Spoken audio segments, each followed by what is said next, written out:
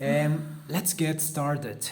Hello, guys, welcome back to another fantastic presentation by one of our B2 level students from ILC. Welcome, Dalbert. Please, you got something important to tell us about. Go ahead with the presentation, and I wish you the best of luck. Go ahead. Okay. And hello, good morning. My name is Dalbert Moreno. I am a student, and this is my presentation for B2 level. And next, I'm going to talk about the history of chess and some fun facts about this sport.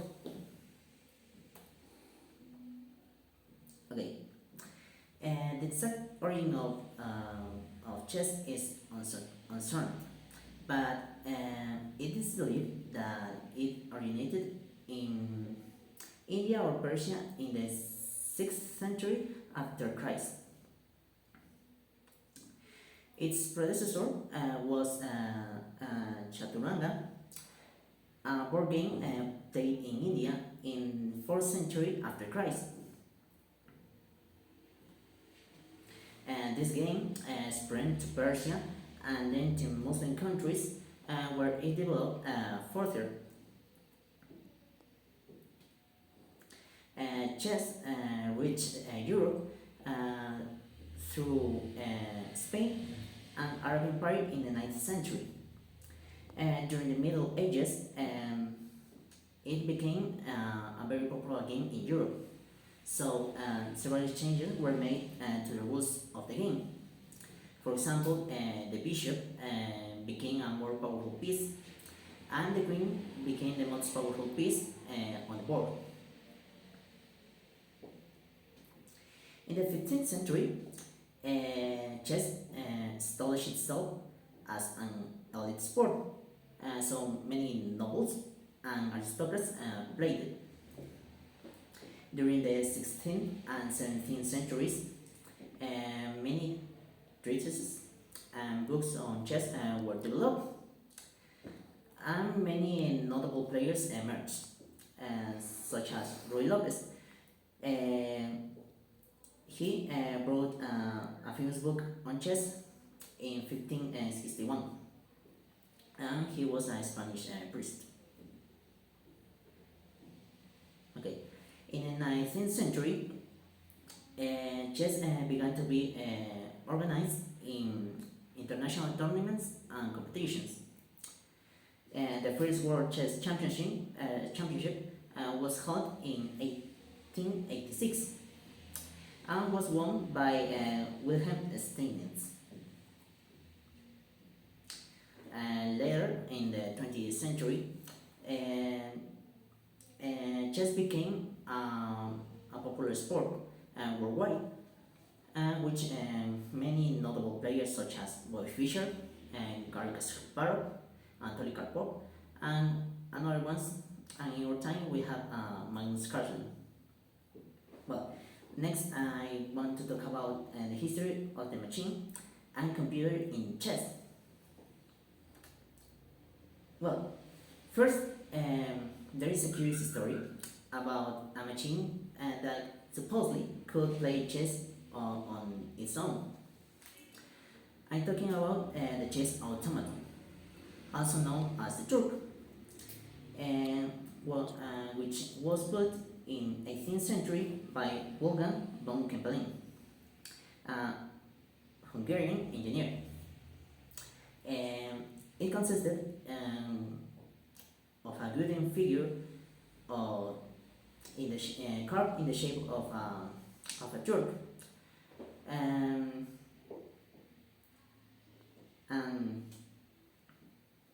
of a Turk. So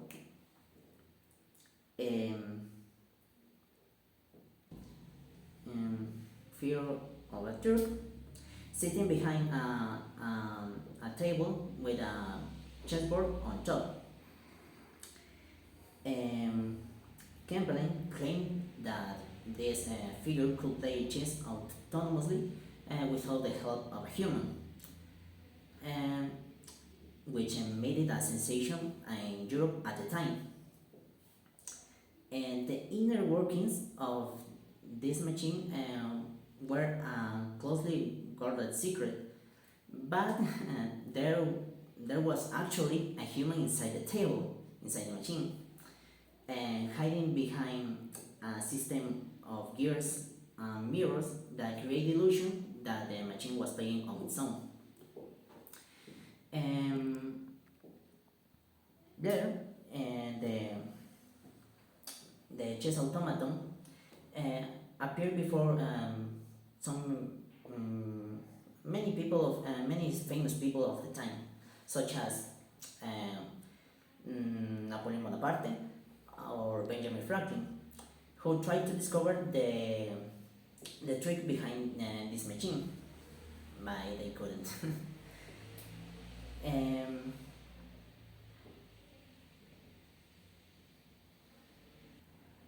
okay, and the Zurg continued to amaze onlookers for more than 80 years, until it was finally destroyed in a fire in 1854.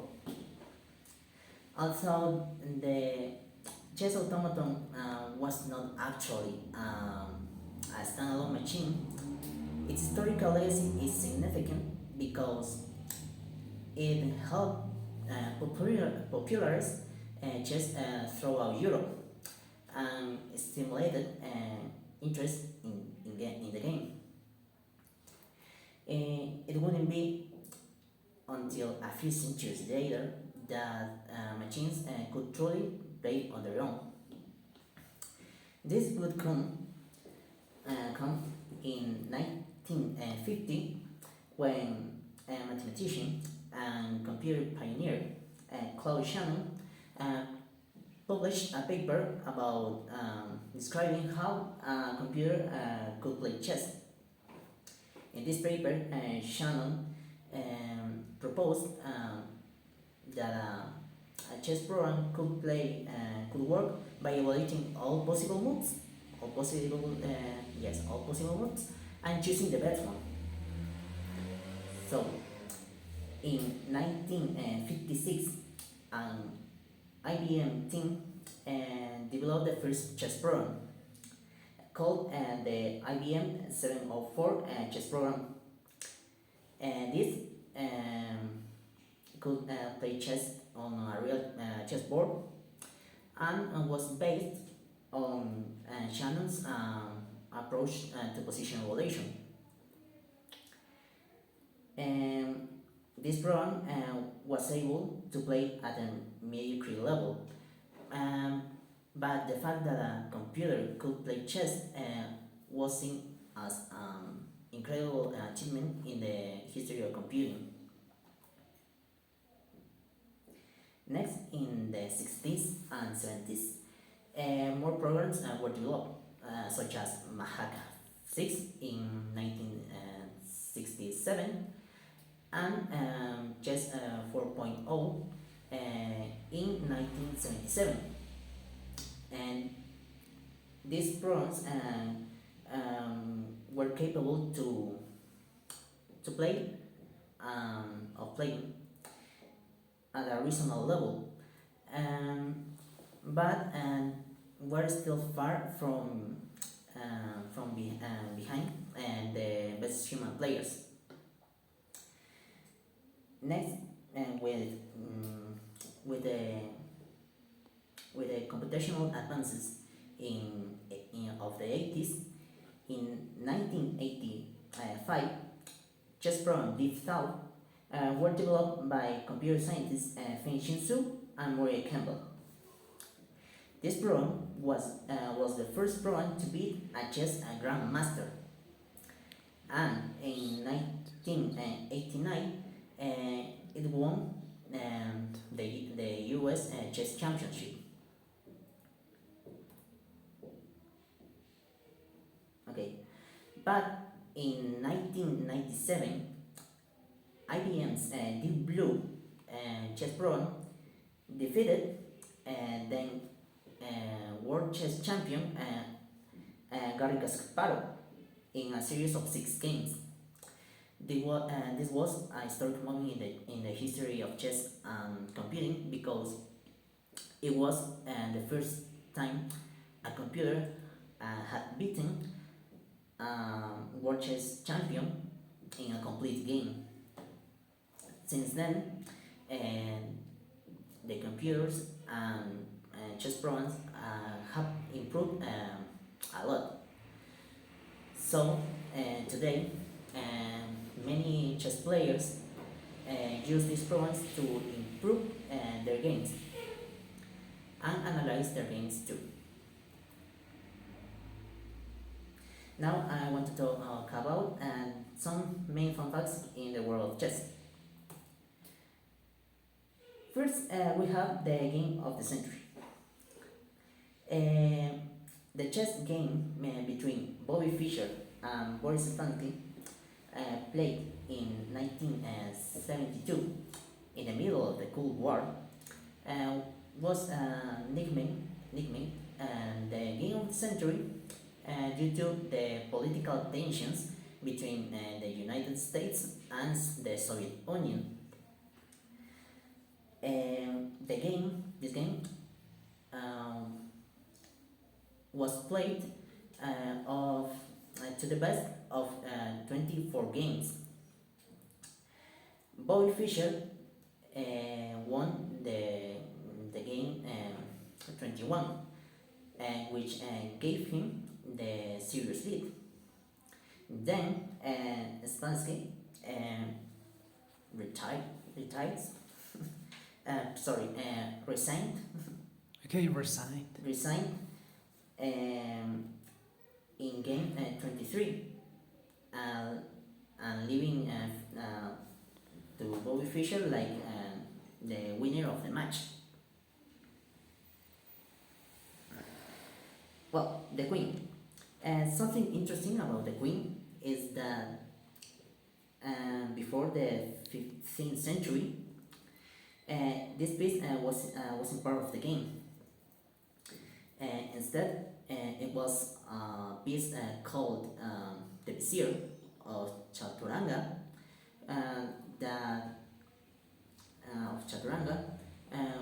which moved one square diagonally in either direction.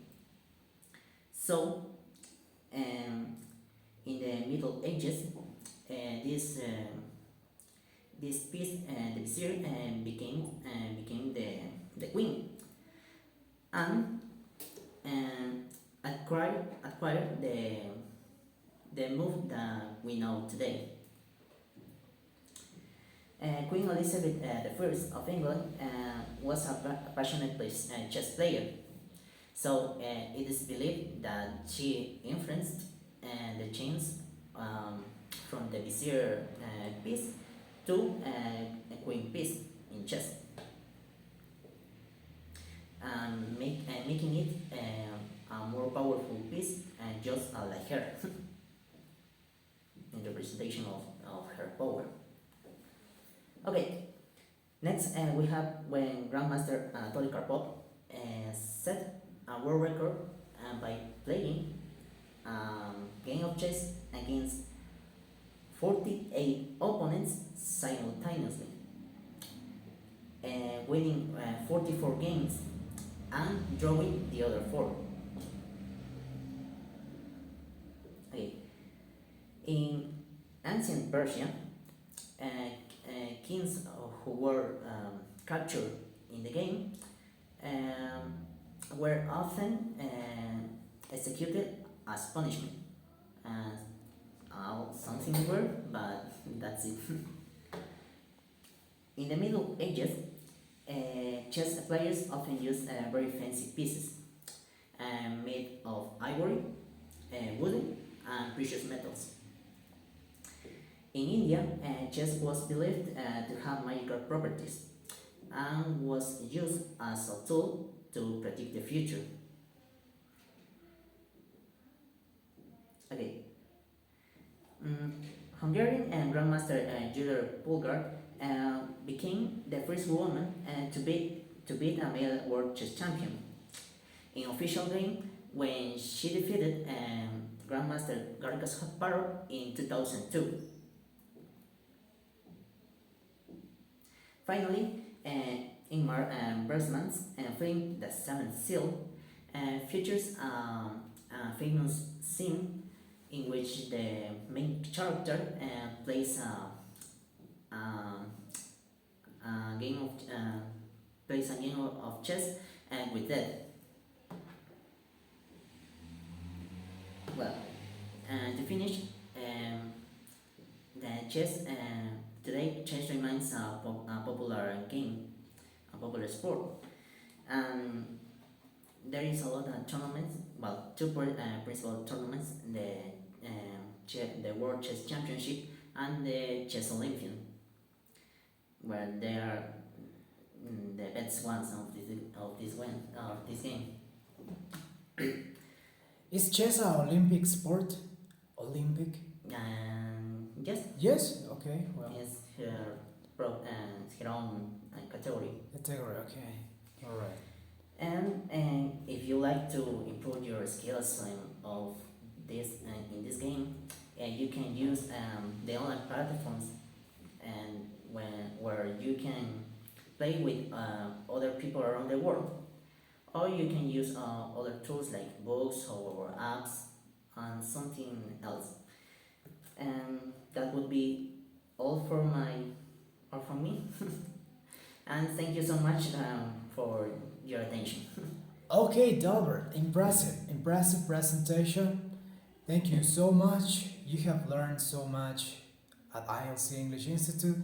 You have practiced, you have made an effort, and you deserve this. Okay? You deserve this moment. So, thank you, Albert, and see you the next time. Hopefully, Bye. someday, somewhere, someday. Bye bye.